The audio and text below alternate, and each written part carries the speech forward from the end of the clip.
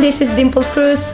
Welcome to my channel. Ayan. So, first of all, I would like to say thank you so much guys for watching this video. So, eto ako ngayon, nagbabalik sa ating Pop Talk. A couple of months ago, nag-interview ako ng mga sikat na musician natin sa Pilipinas during 90s. So, isa na to si Paul Satiera, si Wendell ng Rockstar 2. So, marami akong mga natanggap na message at talagang natuwa sila. At ngayong week na to, ang topic natin it's not only a musician, pero kilalanin naman natin yung mga Pinay natin na nagtatrabaho dito sa Hong Kong. So, syempre, proud to be Pinay. So, may mga in-interview ako na may mga in-invite ako na Pilipina na talagang malaki din ang na-distribute nila dito sa Hong Kong industry. So, isa sa kanila is reporter. Ayan. Isa sa kanila is artista. So, kilalanin natin. Sabay-sabay natin silang kilalanin kung ano ba yung mga career nila, ano ba yung love life nila, ano na ba yung status nila sa buhay, at paano sila napunta sa ganitong trabaho, di ba? So, guys, sana samahan nyo ako at patuloy nyo pong supportahan ng channel ko. Ngayon pa lang po nagpapasalamat na ako sa inyo. Alright? Yung mga hindi pa nakasubscribe, please subscribe. And yung mga gusto mag-like ng video ko, pwede kayong mag-like. Thumbs up lang. Kung gusto nyo ring thumbs down, bahala kayo sa buhay nyo. Anyway guys, see you and I hope you like this video. Bye!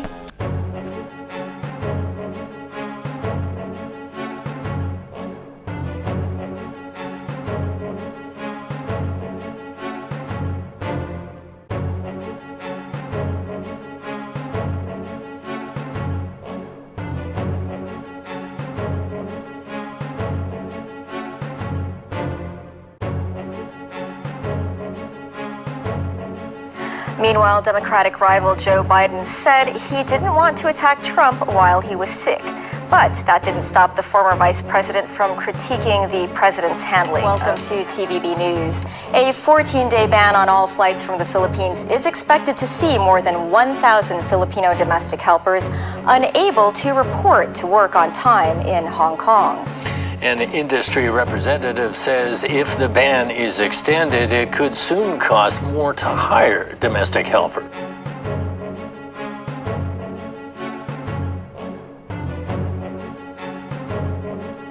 Today, I invited a very special guest, and not only special, but she's a very good friend, she's very talented, she's very beautiful, what else, smart. Oh my God. She's a reporter, she's a journalist, producer, writer, what else? She's very sexy. I'd like to welcome Miss Melissa. Hi, Dimple. Hello. Yes. Before we start the question, I would like to remind all the subscribers to ring the bell, and for those who haven't subscribed yet, please subscribe to my channel because this week I will interview most of Filipina women who works in Hong Kong that they really did a great job. Their career is really good. So one of them is Melissa. Melissa, thank you so much for your time today. Thanks for inviting me. I know you're very busy. You're hectic with your schedule. So tell me something about yourself first. Okay, here's the abbreviated version. Okay. Both my parents are from the Philippines. Yes. I was born there. I left at 10 months old because my dad was still studying in the U.S. So basically my mom went back, gave birth to me, and then back to the U.S. to join him. And then after the U.S. moved to Italy, to Rome, because my dad worked for the UN, so FAO. And then after Rome, moved to Bangkok. After Bangkok, so finished You're high such school. a traveler. Being a traveler. I know, that's because of my parents. So finished high school in Bangkok, at international school there, and then went to university in the U.S. So do you remember which part of Philippines that you were born? No, because I left when I was 10 months. I don't have it. Right. So my mom's from Zamboanga, and she's like a Chinese-Spanish mix, but she's Filipino. I mean, that's how it is in the Philippines, right? Do you know how to speak Tagalog? Yes, oo, kasi natuto ako.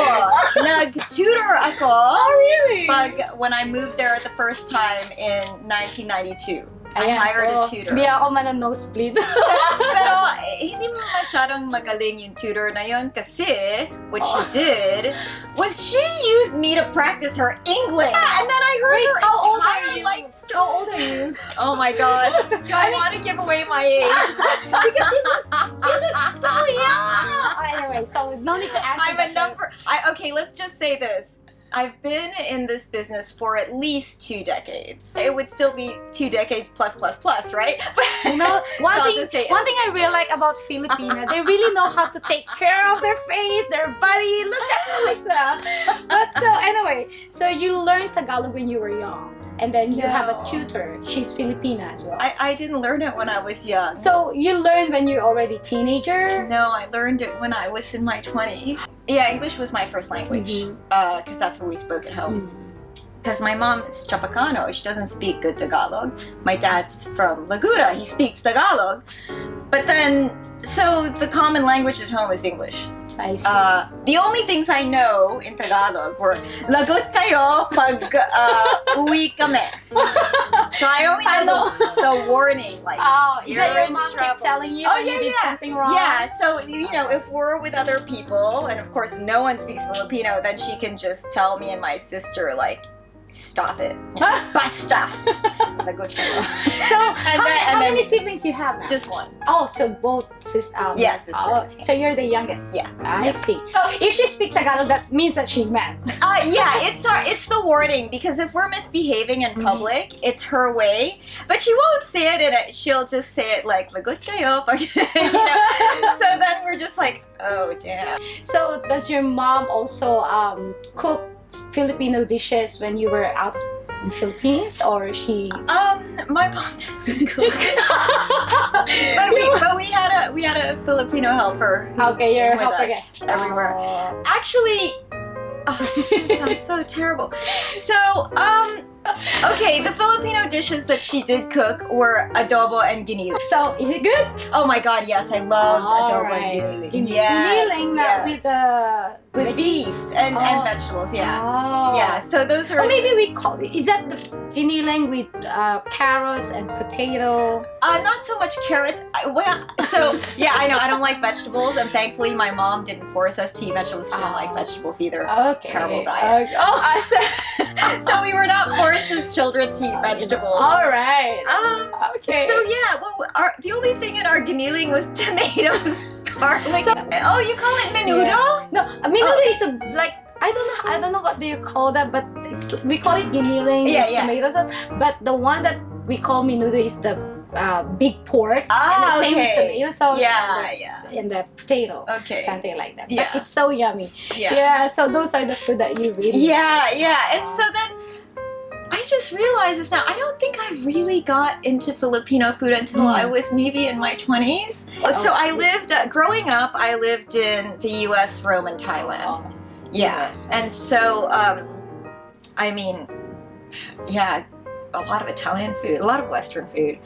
And honestly, I was a really fussy eater as a kid. My childhood friend Tina Romulo, her mom still says this to me when I see her. Tita Olivia will say, "Oh, you're eating something other than spaghetti and grilled cheese." I'm like, Tita Olivia, I started eating other food when I became an adult because I was the worst house guest. I'd go over to my friend's house spend the night, and then Why is that? Are you scared to try? Yeah, I was a fussy eater, and my parents never forced me to eat anything. I see. So I would go to their house, and I'd be like, if I ate like the food, I'd be like, do you have some bread? Do you have some cheese? Some butter? Can I have a grilled cheese, please? Such a bad house guest. So that's why Tita Olivia's like, now you're eating. So, oh my, I can imagine because before, during my time when I was young, we were forced by our grandparents to eat veggies. Yeah, most people are forced. Like, and you're young, you can do anything about it. Like, you need to finish it. But lucky you because you're spoiled. You're such a spoiled girl. Well, because my mom was Yeah, she didn't like vegetables either. So she never felt it necessary to force us to eat You're right, vegetables. you're right. Only I think- my dad liked vegetables. I think your mom generation is like right now, because I'm like that with my daughter now. Yeah. But you know, if you don't like it, at least you try. But if you don't like, then don't eat it. Yeah, Something yeah. like that. You didn't stay in Philippines for Yeah. so long. Is there a chance that you came back to Philippines to visit? Oh yeah, of course. We went back for home leaves because Okay. you know my dad got home leaves. It's So, expat, that's which what part we of the Philippines Oh. you really like to visit? got. Well, I mean, we only ever went to like Manila because that's where my grandparents were. I mean, growing up, that's where we went. Oh, we did go like we would go to Puerto Azul and Puerto that Azul. stuff, you know, because that was a long time ago. That was before Boracay was Boracay. I remember the first time I went to Boracay, there was no electricity on the island. Yes. That was 1988. Okay. Yeah, that was before there was electricity there. There was only one place that had like a generator. Maybe it was a car battery. I don't know. It was Lorenzo South. It was Fridays in Lorenzo So, South. Boracay that time is very quiet. Yeah. Not too many tourists. So If you witness how beautiful. Yeah. If you knew my age, then you'd know really how it goes. Like that's why I'll ask later. there's no chance. I'm not gonna ask you. I need to know. Okay, yeah, I'm half a century old. Oh. Yeah. See how ambitious I'm half a she century. is. Wow, she's. Anyway, we've been talking about places. So if you have another chance to visit after this pandemic, Honestly, I really just want to go back to the Philippines and see my parents. to see your parents. Yeah, that's like I don't care to go on some holiday. I don't care. I just want to see my parents. Last time I saw them was Chinese New Year last year. Last year. Yeah, and thankfully I went back. It was a last minute trip, you know, Oh. because I had been there for Christmas, and then I came back for New Year's, and then I thought, oh, I've got this time. I may as well pop over. I am so glad I did. And yeah, I'm not really bothered about like I've got to go to some fancy place. No, I want to see my parents. How old is your parents out there? My dad's 80. He's turning 81. Oh, My wow. mom's 78. So this is my second tour in Hong Kong. Second Yeah, tour. so the first time I moved here was in 97. Mm-hmm. Handover. I'm like the harbinger of Wow.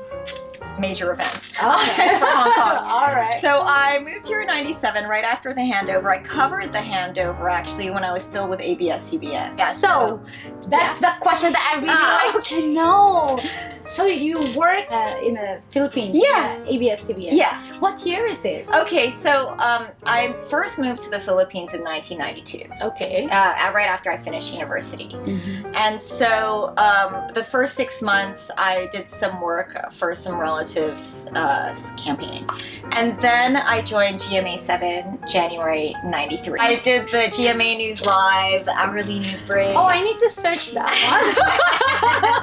That was pre-internet. one. Oh no! It's gonna be very hard. Oh no! You know, someone shared this coverage I did of the papal visit. In I think the Pope went to the Philippines in Yeah. 94 or something, and I was at the nun. So do you still have that video?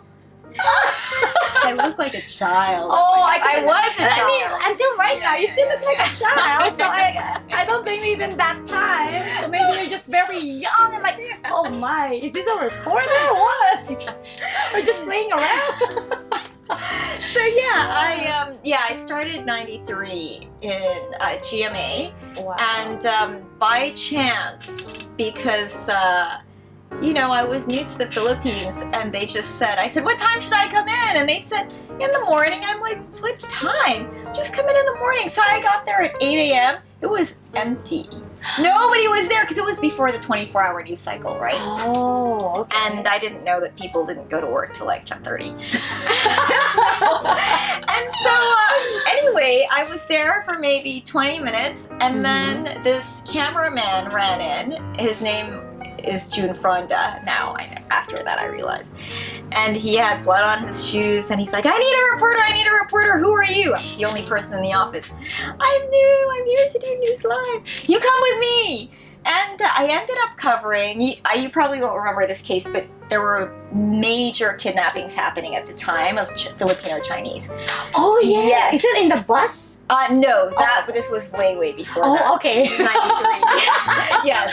Okay. And so it was the Charlene C case. So Charlene C was someone who was kidnapped, and there was a police chase, and the PACC, the Presidential Anti-Crime Commission, killed all the kidnappers and the kidnapped victim. Oh my. Yeah, but So this that's a case, it was a landmark case, or it was a huge case, because it got so much coverage that it really brought the issue to the public eye.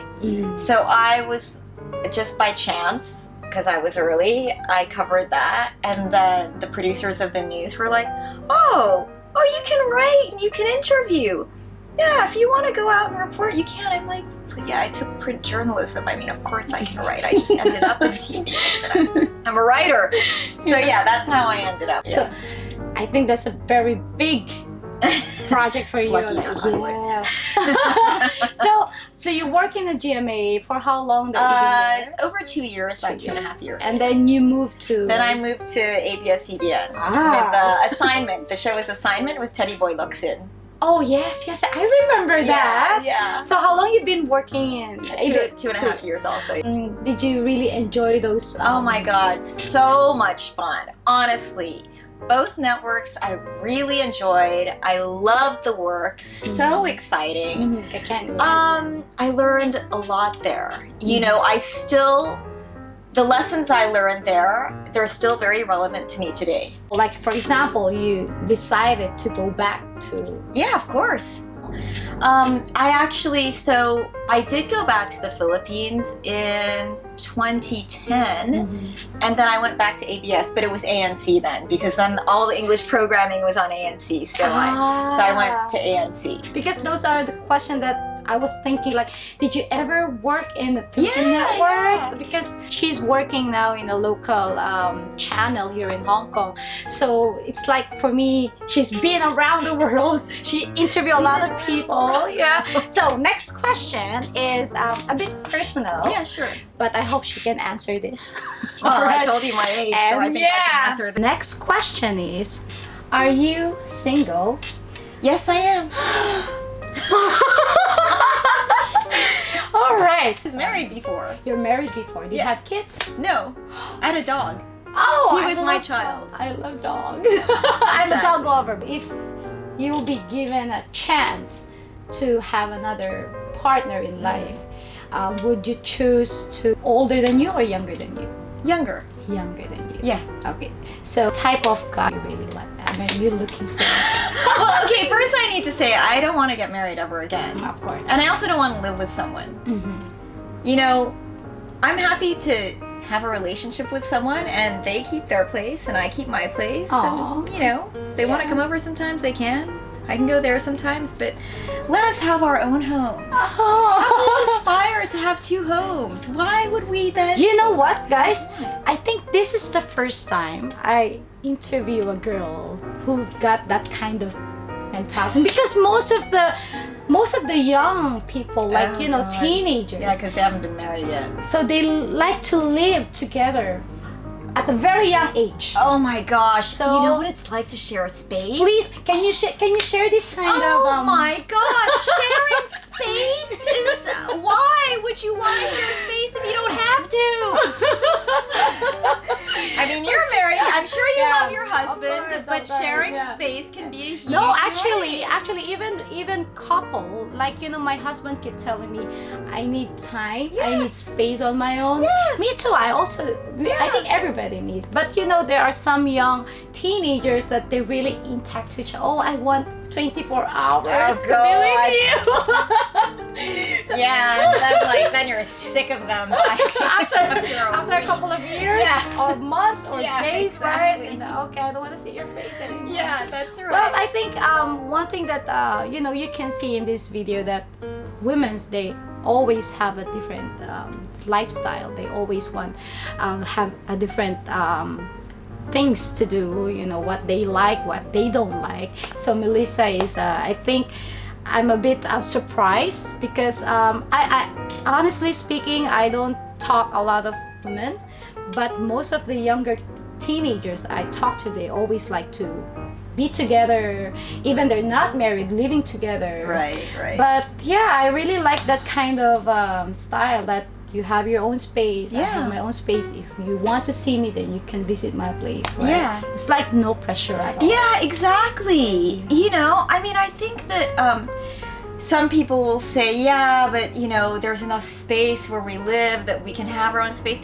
I'm sorry, you're still under the same roof. Exactly. That energy is still floating around in that square footage of yours. So actually having separate places is I like that. the key to happiness. I think, you know what, the reason why she's so pretty, because she has all the time and space for herself. Well, is it right? Yeah, I have to say, like, when I wake up in the morning, I am at peace. I don't have to worry that, you know, of anybody else's energy, what kind of mood they're in. And I know where everything is because I put it down and it stayed there. And nobody moved it. And I don't have anyone doing this to me. Like, Mel, oh my Tell God, me what stop to do. nagging me. Yeah, so I think it actually, it makes your life quite happy. I mean, that was one thing I really noticed after I was divorced. I was How long you been married? so I mean, happy. is it 10 years. wow? Yeah, I know, guys, long time. 10 years. That's a long. Yeah, I stuck it out. Because he didn't want to get divorced, and you know, that's life. But is he a Filipino or no, he's no. a Western? He's British. Oh, British. Yeah. Okay. Yeah. Wow, 10 years. So that's a long relationship. But Yeah. I think now you're very happy. I can see that she really enjoy life and work. What do you usually do when your day off? Like, what do you usually like to do? Okay, it depends. So I really one of the things that I like to do. I can work out, and I can work out as long as I want. I love that. I like to that's go my to- working out is like my de-stress. You know, that's my form of meditation is working out, but it's like hard workout. Wow. And then it really depends. It depends if I've been working a 6-day week or if I'm working a 5-day week and how long those days are. I will either see friends, or I will sometimes just see nobody. And last weekend, I made it a point to see no one. Oh. Yeah, because I had worked maybe 2 weeks in a row straight without any time off. I think everybody needs them. Even me, you know, if because I work as a teacher in the daytime, and then I have my private class in the afternoon, and then once the gigs start, live music, and I'll be singing on the nighttime. So I think on that whole day, 6 times a week, and you just need to be alone. Yes, Right? exactly. Clears your mind. Clears your mind. That's really, I really liked it. What is the most difficult part as a journalist? It's a tough question for me because I really, really enjoy my work so much that I don't think of the negatives. I guess just like if you have cancellations, if your story suddenly falls flat because all your interviewees cancel, which actually happened to me. Very annoying. I'm lucky that it didn't cancel today. I think, so I had a story set up maybe 4 weeks ago. All the interviewees were confirmed, and then at the last minute, one by one, they all canceled for various reasons. So I had to quickly come up with another story idea and just fill it in. And but you know, I mean, it's not rocket science. It's just not convenient. So how do you actually manage this kind of, you know, like stress, like tight schedule? How do you actually, if you feel like, oh no, my story is not gonna be on the right timing, I mean, how do you manage these things? I give myself fake deadlines. I've always done this. I am time obsessed. I time everything. I time how long it takes me to shower and get ready and walk from my door to the MTR, and from the MTR train to the station, the Chongquano station. I've been like this since I was a kid. It's really weird. And so with deadlines, and I know it's a fake deadline, which is so stupid. So I give myself a fake deadline of the day before the actual deadline. So dumb. And then, when did you start working in a local television here in Hong Kong? in 2014. 2014. Yeah. But it's already in the Pearl TV, Yes. or is it? Oh, Yeah, wow. so I was offered the job when I was still working at ANC in the Philippines. So I just got an email from this woman, Diana Lin. She used to be the EP, the executive producer of Pearl Report, and she just asked if I was interested. And after a week, she offered me the job. Since 2014 until now. Yes. That's really great. All right. So, do you have any the best stories that you ever had in your journey? Like, That's really tough. That's like saying, what's your favorite song? yeah. It's really hard. But is there any very memorable moment in your life? Okay, I gotta say that very first story I did on Charlene C has to be because it was a turning point. I wasn't hired to be a reporter at GMA. I was hired just to do those hourly updates, which wasn't so exciting to me since I'd studied actually to be a journalist. So that is one of the most exciting things because it really shaped the course of my career, right? And then I covered the Sanchez case in the Philippines. Which one? Mayor Sanchez. Oh. Yeah, he died recently. Yes. In jail, in prison. Yeah, Oh, so I you covered that covered- case, yeah. And we used to go on watch that stakeouts. We watch went that on one. stakeouts to his place in Los Baños before he was arrested. And then, I know this is going so far back. Let me think of something more recent. That was I think Yeah, I it was remember. these are really those- exciting. yeah. These are exciting times. That is in Philippines. Yeah, right? in the Philippines. But how about here in Hong Kong? So here in Hong Kong, I'd say actually my most recent interview with Eddie Yu of the Hong Kong Monetary Authority, I really enjoyed that. He's the new chief executive of the HKMA, and it was a great interview. And he also enjoyed it. Oh. He said, "Oh, that was fun. That was more like a conversation," which is a great. Yeah. I that's like. I felt very flattered he said that, and also because he came out with something that I don't think had been out in the news yet, which is that Hong Kong has been piloting its own digital dollar. Okay. Yeah, and we're on phase 2 already, and that we've been working with central banks in Thailand, UAE, obviously China, to launch their central bank digital currencies to make remittances faster, easier, and cheaper. So you don't even need to go through the bank. You can just, when it does launch, you can actually just do your remittance, ideally on your phone. Like online. And your transfer can be from Hong Kong dollars straight into, well, if the Philippine Central Bank does it, straight into pesos, right? Without any having to go through a bank, without having to go through a third party. So the transfer is automatic. Wow. Yeah, and then your recipient will just receive it in their account because it's all digital. Oh wow. There's no Technology. yeah. That's a good thing, Yeah, right? so this is really exciting. Did you get affected about the pandemic? Work-wise, actually no. Work-wise, we've been working nonstop. More, in fact, I think. There's no break. So honestly, my life hasn't changed that much, except that You don't see your parents. yeah, I don't see my parents. Yeah. That's it, and of course there's restrictions on seeing friends and stuff like that. But personally, the pandemic hasn't affected my own day-to-day schedule. I no longer go to the gym. Okay, that's changed.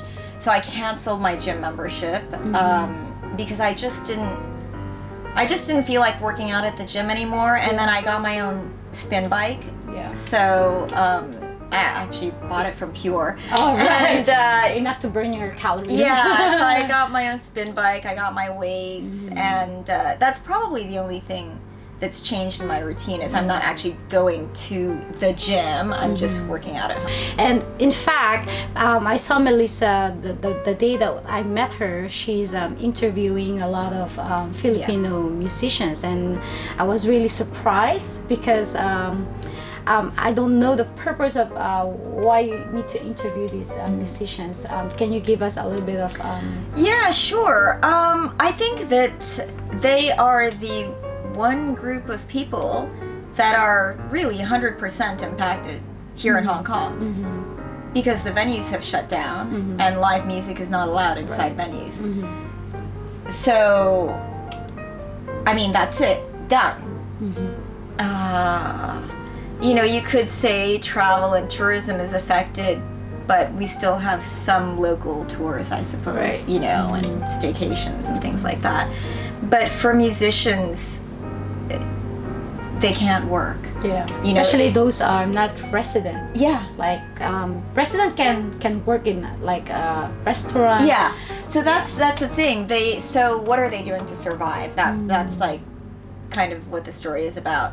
They've basically had to change careers, put their careers on hold indefinitely.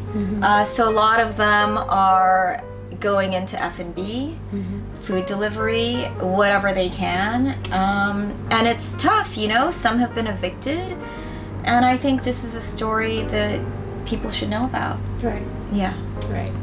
All right. So, do you have any advice for our fellow people that are Filipino people that because their situation right now is not really During the pandemic, you know, that's it. You have to have just for your own mental health. You've got to have some kind of network of friends that you can talk to. Yeah. You need to. Okay, first, I think it's good to establish a routine for yourself, even if you're not working. That's what I did when I was in quarantine. So you establish a routine, you wake up, for me, I wake up, I exercise, and then I might make some Zoom calls, video calls to family and friends, just to make sure I stay connected and keep my mental health all there, right? Yes. I mean, this was when I was in quarantine. I think that's how some people feel when they're not working, right? And they have nowhere to go. Yeah. So you need to keep those ties strong because that's your support system. And you really need to find a way to create some schedule to your day. Because if you don't, days go into nights, go into days, and you don't know where you are and you lose your bearings. Right. So I think that having that at least keeps your mind on a routine. You have to have a routine, and you have to stay disciplined. So if you have a hobby or something you always wanted to do, then this is the time to do it. Right. When will you ever have all this time of doing nothing? Right. Although it's depressing. Yes. But if you have an interest, then study it online. Allot an hour a day to it, 2 hours, whatever you want. You can do it, you know, a few times during the day, half an hour here, half an hour there, another half hour, whatever. But you need to stay in a routine, I think. Yeah. Right. All right. Thank you so much, Melissa. That's a very good advice for everybody, and I hope, guys, that you enjoy this video. I really do. I really enjoy knowing who's Melissa. By the way, how do you pronounce your surname? Oh, Gecolea. Gecolea. Gecolea. Okay. Wow. So it's like Gecolea. Gecolea. Yeah. Wow. See? I know. It's impossible to pronounce. I It's know. terrible. I was like looking at you. Okay, I need to ask you how to. Yeah. By the way, one more request. Can you say something to our viewers in Tagalog? Magandang gabi, bayan! Sorry, it's the first thing that popped into my head. Molly the Castress, magandang gabi, bayan. I don't know. I like it. What else should I say? Walang anuman. That's another word that I heard. Walang anuman. Anyway, guys, thank you so much much. Thank you, Melissa. That was so much fun. And thank you for watching, guys. I hope you stand by for my next video. And there's a lot of fun, so many guests that I'll be invited to my channel. So, guys, once again, Miss Melissa, thank you so much. Thank you. Maraming salamat po. Yeah. Thank you. Bye. Bye.